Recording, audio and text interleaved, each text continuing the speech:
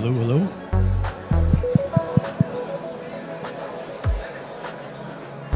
Well, everyone, hope you enjoyed your lunch. We are looking to start our conversation today.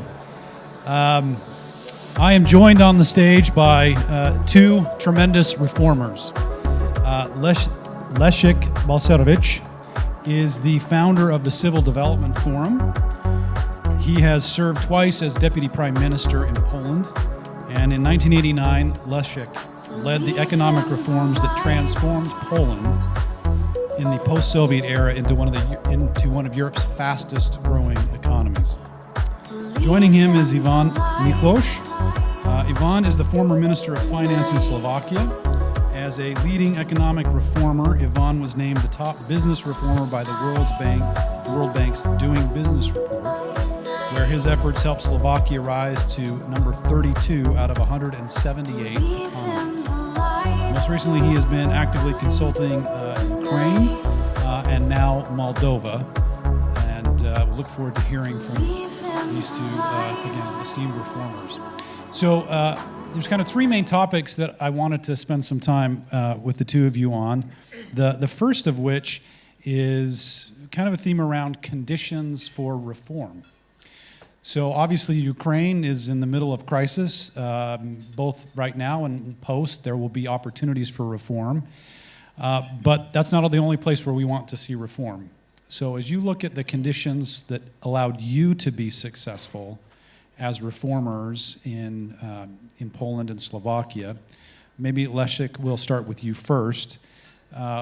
What do you think was in place that allowed you to be more successful, and what were some, I guess, words of advice as we look to the reformers in the room that they should be aware of and be mindful of as they are trying to achieve reform?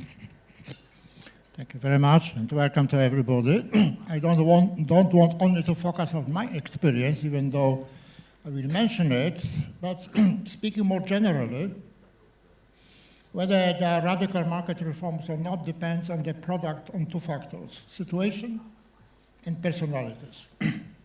Regarding situation has to be bad compared as a result of previous bad policies. How bad? It depends. But it is very difficult to launch reforms during the boom, even if the boom culminates in the bust. Well, in Poland it was sufficiently dramatic. In 1989, inflation was 20-30% a month. We're a bankrupt country because of the foreign creditors. Output was falling, etc., etc., etc. So it was sufficiently bad.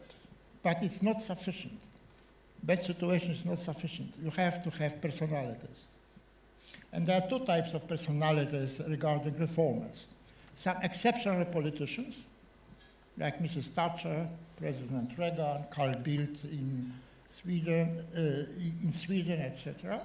Or the group which I think will represent technopoles, meaning non-politicians who enter politics to do one job, to reform. And depending, you may have bad situation and no reformers, and then bad situation continue until it's a bad outcome or situation is sufficiently bad to attract a reformer from the politicians or not. I think Greece probably is in a situation, finally, I've heard, has a more reformist government, but at the debt to GDP ratio at 183%, so it's sufficiently bad. What else? If you have conjunctions of bad situation and reformers, then there are organizational factors. You have, and intellectual. You have to know what to do, so diagnosis, and you have to have a team. I would never do anything without a team. Absolutely nothing. And not every intellectual reformer is capable of picking up right people. I've been working with potential partners from the early 80s, 70s, 80s, without dreaming that Poland would be free, and that these people would be my partners when I was asked in 1989 to launch radical reform. Now, one more remark. even if situation is not sufficiently bad, but you see that it's going to be worse during the boom, you have to act as a think tank, or somebody who influences the public opinion to warn. Warning may be not effective, but they are very important because once your warning comes true, you gain credibility in your work as a think tank, free market think tank. And secondly, you are counteracting populism, because there are two effects of populism in power. First, when they are popular in power, they lead to a crisis or stagnation. But second, they poison the public opinion. They poison, and you have to counteract this poisoning of the public opinion, even if your warnings are not sufficiently effective. But then in the next stage, you have you have a better public opinion, and you have more credibility. So it's extremely important what we are trying to do as free market think tanks. Thank you. Thank you, Leszek. Ivan. Same to you. Two different times, but obviously the one of the major shifts was in the 2004 timeframe. What conditions were present? I know you've talked about this. I think I saw a video of you talking about some of these conditions with the Reagan Foundation in the U.S. So I'd be interested in your thoughts on this as well. What conditions helped spur reform and allowed you to be a successful reformer? Yeah, thank you. Thank you. Good afternoon. Let me use the opportunity that I'm here with Leszek, because on his case it is possible to illustrate how the situation was changed. Because at that time, when communism failed, the reforms have been also technical problem. Nobody knew at that time how to do this, because nobody did it before. At that time, it was maybe not so much political problem, because at least at the beginning, but only at the beginning, almost everybody wanted to change. Now situation is dramatically different, because now we know what to do. Now there are a lot of bad experience, good experience, what works, what doesn't work. But of course, the reforms are much even bigger political problem. How to politically manage this in conditions of populism, democracy, and everything, social media, and so on, so on, so on. Which means it was very important for us. Let me tell just 2-3 sentences as from point of view of Czechoslovakia at the time, that Poland started to do real reforms the first. It was really, if I remember correctly, from January 1st, 1990, Poland, in leadership with Leszek, started this big bang radical reform approach. And then the same approach was repeated 1 year later, from January 1st, 1991, in Czechoslovakia. For Slovakia, it was very fortunate that we have been part of Czechoslovakia, because in Slovakia we didn't have this kind.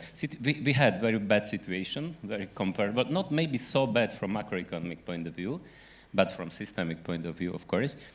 But in Slovakia, we didn't have prepared people to manage this. Fortunately, in Czech part of Czechoslovakia, there have been some of them led at that time by Václav Klaus, who did really great job at that time.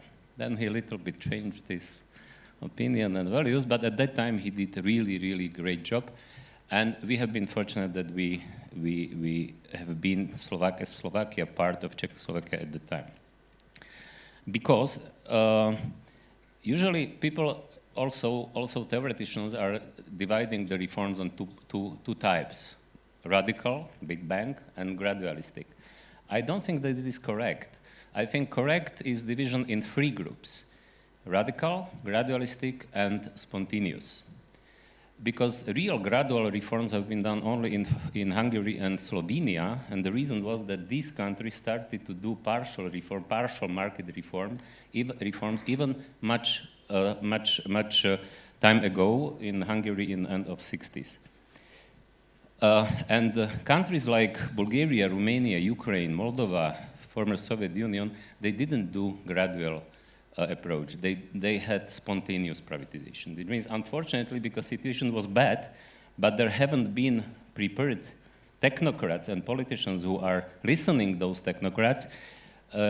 Instead of creating institutional framework for functioning market economy, economic power, and then also political power was catched by Red directors, Communist Party leaders, organized crime, and KGB guys. And that it was in these countries created more or less this kind of oligarchic system, corrupted, dysfunctional system. Then Bulgaria, Romania, fortunately, especially through the process of entering the European Union, they have been able to overcome this period, but other countries which didn't have this chance, not so much. And let me conclude by saying what I think is the most important preconditions for doing successful reforms. Usually, I was answering on this question that important is to have leadership, ownership, and communication. Leadership means the politicians and technocrats, but especially politicians, who have vision, will, and courage to do reforms. Because to do reforms is uneasy everywhere, in every country. Ownership means that we are doing these reforms because not somebody from outside is pushing us, like IMF or World Bank or financial markets, but because we are deeply convinced about the necessity of this. And communication means that you have to fight against populists, against those who are against reforms, against narrow groups' interests, and to communicate and to convince as much as possible people that it is good strategy and it is important for improving their life. And this is the biggest challenge, and the biggest challenge which still is here, and it will be here, I think forever.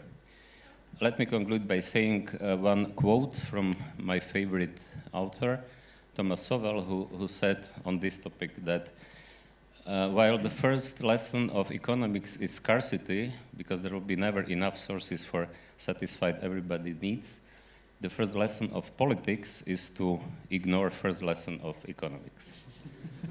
And this is the point, this is the problem. Interesting.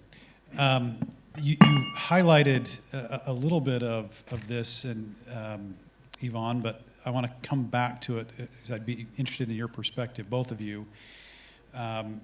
What's different in today's environment that you maybe did not experience in Poland in the early 90s and in Slovakia in the early 2000s?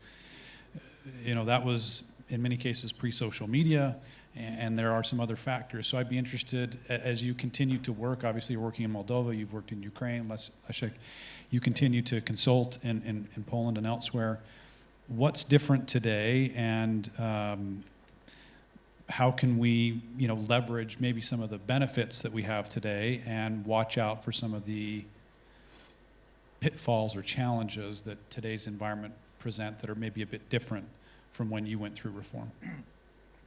Leszek, go ahead. On substance, meaning what is correct, what is wrong, is no difference. Classical economics, classical liberalism works if it is implemented.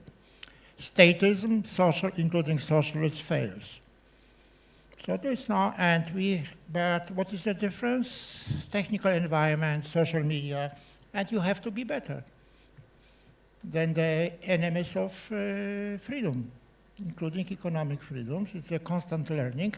I don't think we can say with certainty that enemies of freedom are have to be better on social media. I can only say from my own experience that I stop writing articles, or do it very rarely. I am twice a day on Twitter in Poland. And for somebody who is not a pop star, I am very proud that I have almost 400,000 followers. And Facebook. And you have to be very sharp, not brutal, but very sharp, not boring. And you have to be faster than your opponents.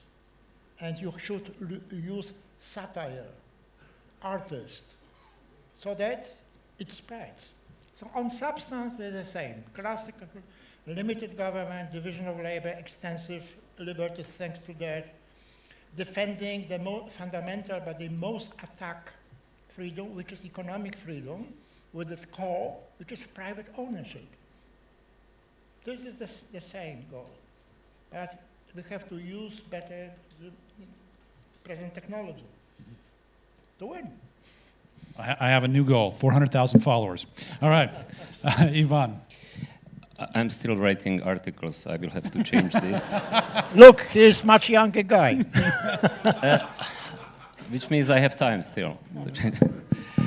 I think what is different. First, in countries in which this, let's say, spontaneous transition took very long, this dysfunctional, corrupted oligarchic system was rooted such deeply that, of course, then to change this is even more difficult. Because to change this after breakdown of communism, from this point of view, of course, was relatively easier because it was so-called institutional vacuum. In this institutional vacuum, as if a group of people like Leszek or Klaus came to power, it was maybe a little bit easier to create new institutional framework in this vacuum. When this oligarchic system is deeply rooted, it is of course more difficult. Second problem which I see, or difference, maybe the most important difference, is that today, when we did reforms in 90s, then in zero, it was kind of consensus or general direction of classical liberalism and liberal democracy on the growth. Now we of course know that situation is much more difficult, because now still I am deeply convinced that classical liberalism is the solution, but it is now under threat from both sides, from the extreme right, but also from the illiberal left. They are the same. They are not. In economic freedom, as threat of economic freedom, yeah, it is the same. But in this regard, situation is really more difficult.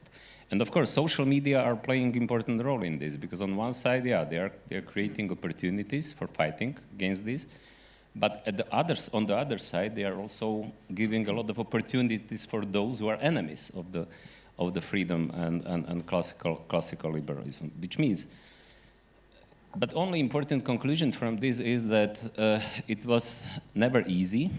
It is necessary to fight for freedom and liberty, and it will be necessary even fight more, because the threat of populism, we just discussed with Leszek that if we have in Poland and in Slovakia now parties which are guarantors of the economic freedom and also political freedom, and we agreed that it is much worse that in comparison how it was before. At least in Slovakia, I see that this is the case. Which means situation is not easy, but it is necessary just much more fight. Yeah. Response, sir? Yes, a short comment on Ivan. I don't think we should limit ourselves to comparing the situation at the beginning, after the collapse of communism, and now.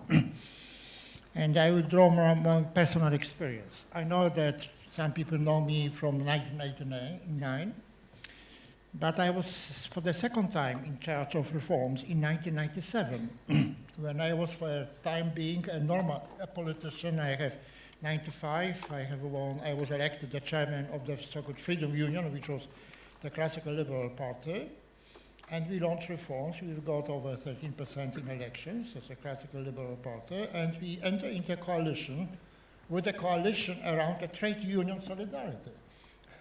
And with strange coalition, we accelerated a very important supply-side reforms. Restructuring of mining, restructuring of railways, speeding up privatization, introducing the reform pension system.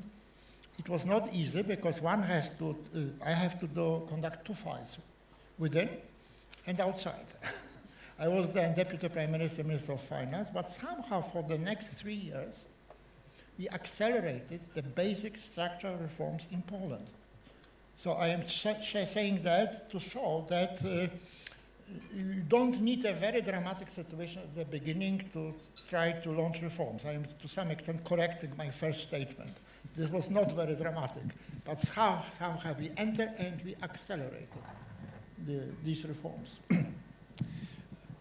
Shifting gears a little. May I add that when we have been the second Dzurindaz government, 2002-2006, Slovakian government at that time was named the most reform government in the world, and exactly as Leszek now said, it was not necessary to do this reform because at that time we did a lot of, in the first Zurinda's government after Mečiar, difficult legacy, which means, yeah, there are some exceptions, and this second Zurinda's government was also exception from this rule that politicians are doing what is necessary only after trying everything else.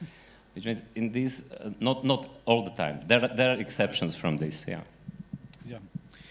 Well, let's shift gears and where we are today a little bit and talk about the value of a crisis. It's kind of one of those that cuts both ways. It can be an opportunity for authoritarians to really exert power, but it also can create windows of opportunity for change, which both of you have highlighted. And so as we think about where we are today, of course, COVID, governments took, in many places, including very free places like Australia and others, New Zealand, where they just shut the border and had very draconian authoritarian responses.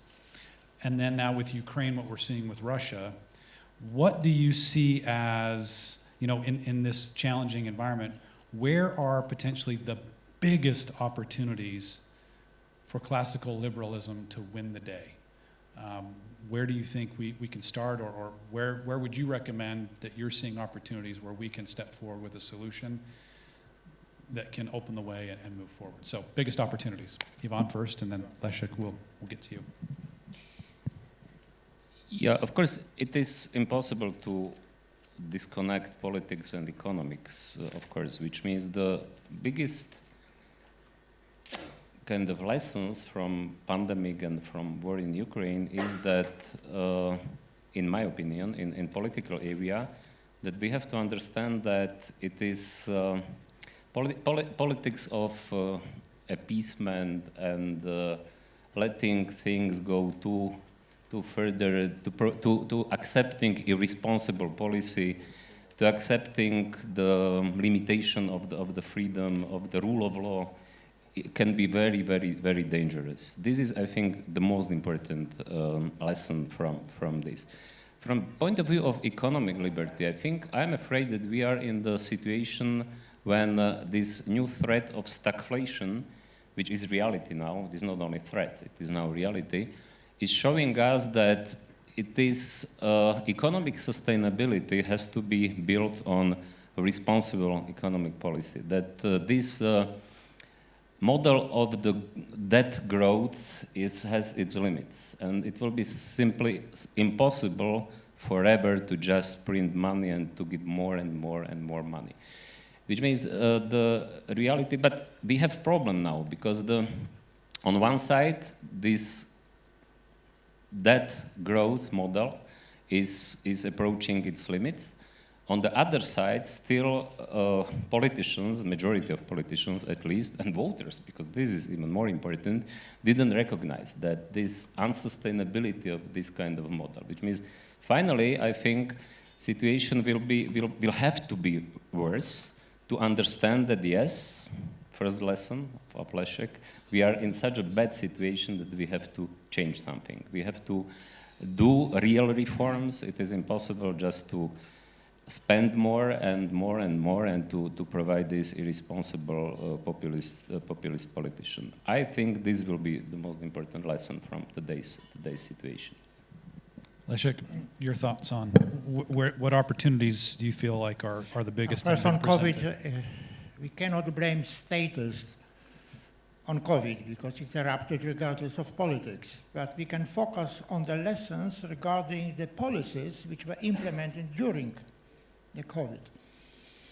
These policies were in some countries, including the US, followed extreme fiscal expansion, which contributed to increased inflation. And we should stress that if you have the supply side shock, because COVID was supply side, you cannot lastingly cure supply side shock with expansionary fiscal policy or any policies. And the response is rather liberalization, classical free market reforms. And this is also true, as Ivan has pointed out, during the, as far as the present situation of stagflation, I agree. What is a liberalization? So this is a very important argument in favor of liberalization, including privatization, whenever there is still state ownership. This is on COVID. On Ukraine, well, we have all, I think, under great influence of the freedom-loving, and courage of the Ukrainians. The lessons, I think, is extreme importance of the limited government, even if economy is imperfect, as in Ukraine, but extreme importance of limited. This is the first lesson. This, of course, Ukraine must be supported militarily, economically. The second lesson we should learn from the Ukrainians even before looking at the Euromaidan, civil society in defense of European orientation and basic freedoms. And this is also the lesson for the Polish people, who should stop complaining and should better organize in defense of liberty. Thank you. All right. Maybe building on that organizing versus complaining, you both sat on the inside, meaning you actually held positions within the government to drive reform, and Leszek, you talked about this in terms of personalities, right? The importance there. So a question I would have for the groups here, obviously in terms of civil society, think tanks, et cetera, are there ways that the groups in this room could increase their influence with policymakers so that in the current environment or with the next pandemic, they're in a better position to get their reforms in place or to identify the right personality? So thinking about your experience in office, what advice or what kind of help would you have liked for these groups, or the recommendations that you would give them to have more influence? Yeah, I started my professional life as teacher at the Bratislava School of Economics, but then I came to the government as I became advisor to Deputy Prime Minister in the first Slovakian freely elected government. Then I was in first government as minister, then I created think tank, then I returned again to two governments, then I was in the parliament, then again in think tank, again in the parliament, which means I came from the NGOs to government and back and so on. Of course, you can influence the politics by advising. This is what I did as well. During Mečiar time, we have been advising opposition parties in economic program, reforms, and so on. But if you want to really change the country, you have to go to the politics. There is no other way where you can better and more effectively to change the country. Very important, and in Slovakia, but also in other countries, a lot of people from NGOs came to politics and they helped to do reforms. But very important is that if you are in politics, then you have to forget that you are technocrat, you are not a politician. If you are in politics, if you are in the political position, you have to be politician. This was, by the way, the case when I started to advise Ukrainian government after Euromaidan. I was first year advisor to Minister of Finance, Natalia Jaresko, Minister of Economy, Aivaras Abramovicius. And they recognized themselves as technocrats because they came from the business and they said, okay, we are not the politicians, we are here for the changing the situation, to make structural reforms. But I told them, no, you are in the political position, which means your first responsibility is to communicate, to go and to fight with opposition, with populists, with those who are enemy of the reforms, because nobody will do it instead of you. Almost all other responsibilities you can move to your deputy ministers, to your advisors, to your experts, but to communicate with the public, to sell reforms, to communicate with the parliament, and to communicate with the foreign partners, it is something what nobody will do instead of you. Which means, this is, I think, very, very important lesson, maybe one of the most important lessons from what I have learned from my practical experience. Another one, maybe even more important, is that the biggest enemy for doing successful reforms is micromanagement. If top politicians, which means prime minister or ministers, are micromanagers, then it is a real threat and a real risk that they will do nothing. Why? Because even if you are a prime minister or minister in the stable country, developed country, you are responsible for everything, and you have the responsibility for everything. But if you start to solve particular issues, then it is dead for you. Because your capacity is limited, and then you have no time for the things which only you can do. And these are strategic political decisions and managing. And you have to be able, first, to choose good people under you, which means for prime minister, ministers, for minister, deputy ministers, and to delegate to them, to understand what is your responsibility, what will nobody do instead of you, to delegate everything other to people under you, and to ask them also to do the same, to have the best possible people under them, and to do this. Only this is the way how to real systemic reforms can be successfully be done. Because, and I have seen it in Ukraine, I have seen it in Moldova now, I see it, I have seen it in Slovakia many times that, let's say like that, only prime minister who really didn't do micromanagement was Mikuláš Dzurinda. Only one, which I knew personally. And that was the reason why we have been successful in doing these systemic changes and these reforms.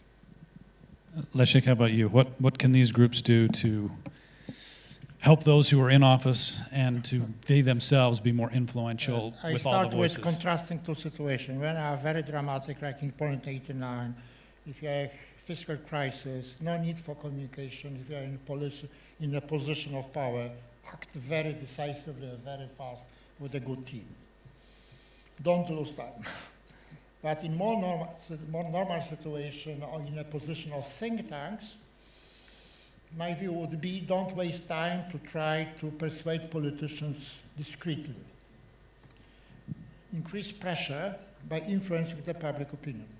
And then I come back to the situation of skills and communication via public opinion.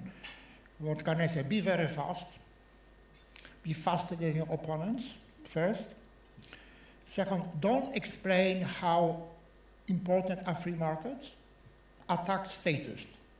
Be on the offensive, not on the defensive. On the offensive. Be very pointed, not aggressive, but decisive, and ridicule. Use empirical examples by contrasting countries. For example, you may have after the crisis, deep crisis in the Eurozone. You have Ireland, which suffered a very deep crisis, but recovered. And you may have Greece. Sorry if I am offending any Greek people. But there are sharp differences. Why? Because there are differences in the quality of the politicians, which to some extent reflects differences in the public opinion. So ultimately, it is the public opinion, which you have to influence via social and other media. That's it. Yeah, Ivan, if you want to add for to that. For the confirming what Leszek just said, what we did in 90s, from 92, Mečiar was in power till 98. It was very corrupted, isolated policy, and very bad policy. At that time, the level of economic journalism in Slovakia was really, really poor. What we have been focused, and we created think tank Mesa10 in 92, and what our main goal was to educate economic journalists especially, and to influence economic journalists for understanding why integration of Slovakia to EU, NATO, and doing free market reforms is important, and this policy has no alternative. And then when we returned to power, when I was invited to become deputy prime minister in 98, we had all economic journalists on our side. And even our critics said that it looks like what we are offering has no alternative. Because in media, especially among these economic journalists, everybody supported what we have been proposing and then also doing in reality. I'm not saying that it is possible to do exactly the same now, just for illustrating why this public opinion, shaping public opinion is still important and the most important. add anything? Perhaps one more remark, focus not only on issue, but on the language. Language is manipulated by the statists. They are using bad words for good things. For example, we have a propaganda of so-called domestication of foreign private banks, which led to nationalizations. And this was done by pseudo-liberals in Poland in 2010, and paved the way for the next government which nationalized the foreign private bank. And they are using bad words, good words for bad things, and nice words, okay, they are manipulating the language. So it's a very important part of anti-market, of combating anti-market propaganda is the language, unmasking the language. For example, in other words, statists are not saying, how statists are calling state ownership, which is political power. They call it social, because it is a nice word. In other, democracy is a nice word, emotionally speaking. So in socialism, we have people's democracy. The word rights, it's very nice, emotionally. Originally, it denoted freedoms. But then it was captured. And in this way, we have social rights, which is completely different from original freedom rights. Because freedom rights require limited government, social rights require extended government. So unmask the language. That's very, very important. Thank you. Yeah, I'm always surprised at how brilliantly, big government comes with nice packaging, right? Even in the U.S., the Republicans, that many of those in the U.S. will know the No Child Left Behind Act of George Bush. Sounded great. Massive increase in government to make that happen. All right, well, we've got a few minutes for questions, and want to give a chance for those in the audience who may like to pose a question. We probably have time for one or two questions. So if you get the microphone, I'll just ask the question quickly, because we don't have a lot of time, and I'd like to give them a chance to respond. So do we have a question or two? So it looks like we have one right here first. So go ahead. Hello? Elena Leontieva from the Lithuanian Free Market Institute. Ivan Miklos gave us an advice to go to politics, all of us. May I ask you, do you think it's appropriate for people who stand for liberty? We are not from NGOs for environment or social equality. We stand for liberty, and it's important also to act in accordance with your values. What do you think? How should we organize our future? Thank you. Good question. The future. No. I was maybe misunderstood. I didn't tell that let's go, everybody of you, to the politics. Even I have to say that now I feel in my country demand for me and Mikola Dzurida to return to the politics. I'm rejecting this because I'm saying, I'm publicly active still. I'm trying to influence things, but I don't want to return to the politics. Which means, don't understand me wrongly. I just said that of course you can influence the politics, of course, much more or more effectively if you are in politics. But of course, I'm not saying that civil society is not important. NGOs are not important. On the contrary, which means very important is to have strong civil society, to have NGOs, especially in today's environment, which is as it is, as we discussed now. But what is my main message is that if you will go, then please understand and accept that you are in political position and you are not more NGO or technocrat, you are politics. Maybe you are there for a short time, but the most important responsibility is to make your political job, because reforms now are much more political challenge than technical one. For technical aspects, you can hire experts, domestic experts, foreign experts. I guess it's an interesting perspective for us to keep in mind as we're engaging and trying to be influential, that the viewpoint of the politician is not necessarily on the technical aspects, but the political war that has to be waged to make it happen. And how can you be in tune with that self-interest in the work that you do? Great. If I may, one thing I forgot. In politics, much more important and stronger are emotions as a rational explanation, which means what is very important also if you are in politics, to forget that this is just technical solutions and to really fight for this, what you are convinced about, with strong emotion. Because usually populists and demagogues and these enemies of the freedom, they are very emotional. They are misusing this kind of, as Leszek said, social right and so on, so on, so on. Which means it is very important. You cannot win in fighting only by rational arguments, in fighting against emotion which is misused. So we have one more question from the group. Anybody? Do I see a hand? One more right there. Hello, everyone. Adis Muhovic from Bosnia Liberalni Forum. I want to ask a question regarding future reforms as well. We all know that European Union is actually devoted to green agenda, and we have Ivan spoke about scarcity. It's a bit hard to hear you, so either hold the microphone or speak up a little bit because we're having a hard time.